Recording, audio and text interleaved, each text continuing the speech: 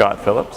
Okay, so and you're an entrepreneur. I'm an entrepreneur, yes, and I'm a president and founder of a company called Starfish Medical. Okay. So we design medical instruments on contract on a service basis. Right. So setting up an advisory board was a really important thing that we did fairly early on.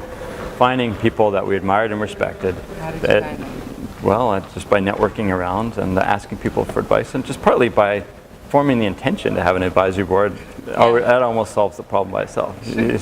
So then you go figure out what is it you need. Well, you need help with how to run a company, you need help with how to manage people, you need help with how to develop a brand and a market, and sure. how to sell things, how to all sorts of things. So you go find experts in those things and ask them. Yeah, most people actually are surprisingly willing to help out.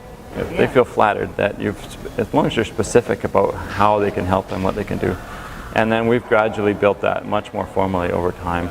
So now, and actually Good to Great was a great one for me. That one, because he did this big study and looked at all of the outcomes of the really successful companies and characterized the leaders. And one of the things he said was that the leaders that were the most successful, actually quite humble. They're really brash captains of industry types. They're the people that actually were good at listening and good at building teams and good at building consensus. And that was me. And I always assumed, since I was that kind of a person, that I couldn't be a super successful CEO, that made me feel a lot better.